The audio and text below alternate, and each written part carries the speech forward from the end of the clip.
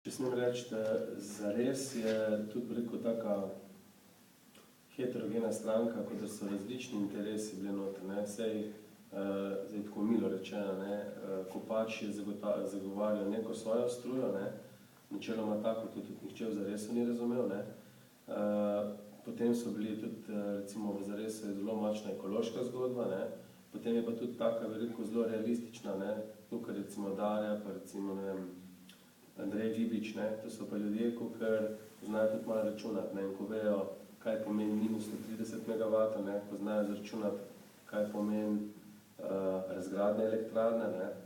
Mi smo zdaj preko nadzornikov HSE-ja, oziroma nadzorniki HSE-ja so prišli do tega, da zahtevajo od vodstva HSE-ja natančno strategijo upravljanja za lokacijo zasavske energetike, v kateri bo v primeru, če se ne sme bo strah, ne, ker obstaja tudi neodločitev. Ne? To je najhujš, kar se lahko zgodi, in to se zdaj izvaja že nekaj časa, da se ne odloči, ne? Kajti neodločitev pelje v hladno rezervo oziroma v nevlaganje in potem nekega dne bo en šrauf počel, nekaj bo crkl, to se pa zdaj ne splača, zadeva zaključena, ne? In ne bo ne razgradnje, ne rezervacije za razgradnje. Kolega Blaznek bo imel v kratkem revizorjev hiš, ne, ki bojo od njega zahtevali rezervacijo sredstev za razgradnjo, ker ne bo imel vnaprej določene strategije za 2012 čez, za 2013 se pa verjetno že ne ve, ne, bo elektrarna delovala, pa po kakem režimu bo delovala. Tako da mi preko teh nadzornikov HSE-ja dobimo informacijo, da se HSE zanima za to, mislim, da se nadzorniki HSE-ja zanimajo za to lokacijo, ampak odločitve ni. Zdaj, kaj narediti, jaz zdaj malo več vem tudi pri snovalcih, ne pa ni tudi, sam Kopač tist, ne, jaz sem upal, da je sam on, ne, pa se bojim, da je tam zelo veliko ljudi, zelo veliko ljudi v to upletenih, ne. To sem potem tudi videl, ko je Janez postal malo bolj kooperativ, ne, ki je začel poslušati, se še bistvo še kar nič ne spremeni, ne. In se vidi, da je zelo velik interes, ker mislim, da mi v Zasavju lovimo last minute varianto, ne, ali bomo uspeli, ne. Ta enotnost, ki jo danes prezentiramo, je verjetno kakih 10 ali pa 15 let prepozna, ne, ali pa še več, ne. Ampak ne glede na to, jaz sem zelo vesel, da imamo take ljudi na takih mestih, kakor lahko povem, da je Darja večkrat na glas povedala, da zasavska energetika mora ostati na zemljevidu, ne, tudi takrat, ko ni bil to najbolj popularen, ne. Pa je tako bilo, ne, zame, itak veste, kak sem, pač tako je. Lahko pa povem, da tudi kar nekaj pomembnih ljudi v Sloveniji, ne, pa lahko imenih povem, ne, Andrej Vibič, Robert Golob, Novšak, pa da nam še kjer ga pozabil, so ljudje, ki absolutno podpirajo in ne vidijo možnosti izgube 130 megavatov ob tem, da je ta investicija mizerna napram tisti izgubi, ki bi se nam zgodila, ne. Druga stvar, ki si jo pa zdaj dal ven, mislim, Prelek so povedal, je pa ta srednja Sava oziroma te hidroelektrane.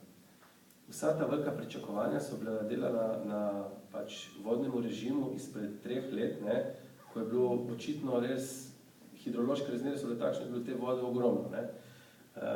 Te investicije so investicije na dolgi rok, ne, in verjetno na dolgi rok prinašajo, ne, se pravi, Hitler bil že nekaj časa mrtev, ko so dravske elektrarne postale interesantne, ne. In je treba biti tukaj zelo previden pri teh obnovljivih virih, ki jih je treba podpirati, hkrati treba biti pa tudi malo bolj realističen in se zavedati omejitev teh obnovljivih virov, ne, na raznih vetrnic in podobnih zadev. Tako da mislim, da to spoznanje je zdaj že prišlo v glavo, dobro, zdaj pred volitvami težko reči, ne, ko eni so še poln besed, ampak te konvencionalna energetika je še vedno hrbtenica celotne energetike, ne. Sami vidite, zgodi se Fukushima in potem imate kaj. In potem se gre v rekonstrukcijo, pa gradijo se po možnosti nove elektrarne. Zdaj se gradi ena ista, kot je blok 6, se gradi v nek dol na jugu, ne, kjer se gradi. Se bo začela graditi. Če.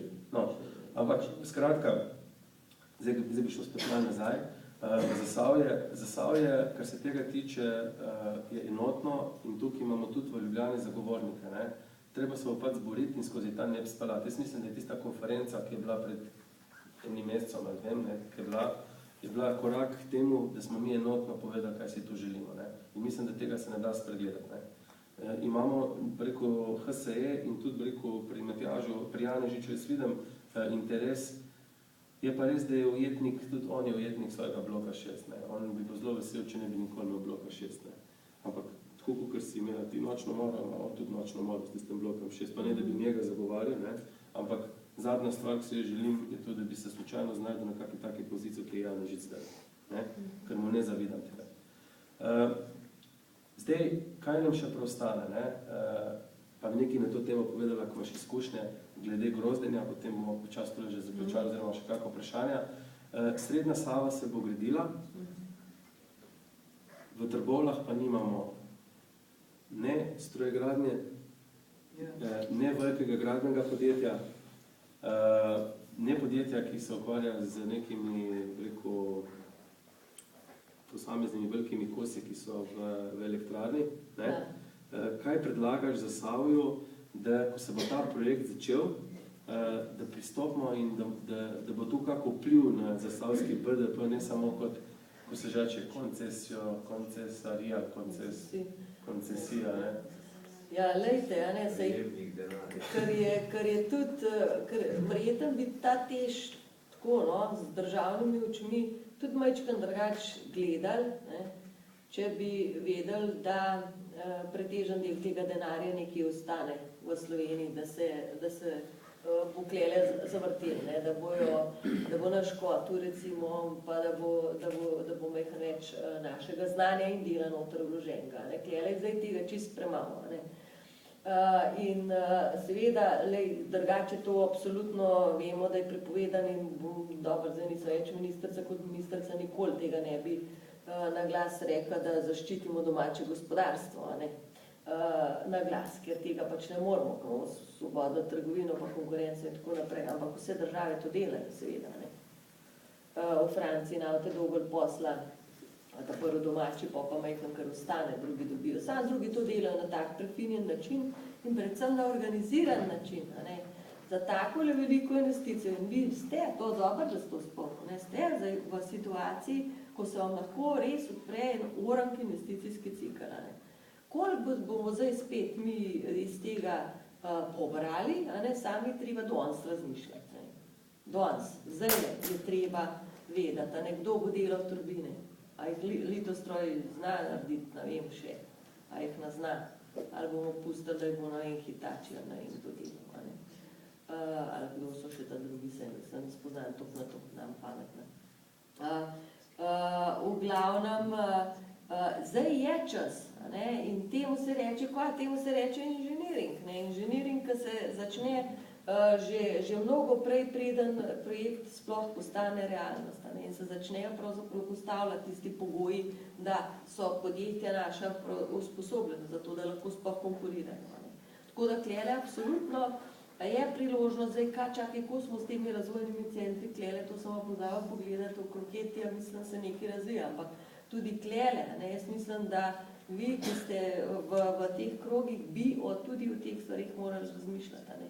Kdo, na kakšen način, danes se pogovarja, kako zapreti in dati potem eno celovito ponudbo, ko bo čas za to, ne. Če ne bojo prišli tujci, bojo prišli tako, ko so takrat prišli z Alstoma in bojo oni naredili. Mi pa mogoče majhen kaj pozidali, kakšen mogoče škarpo naredili, ne, pa tako naprej. Ne. To je danes treba in to je tisto, kar meni v Sloveniji zdaj, jaz se zdaj večkam bolj, ker ne vem, če bom še politik,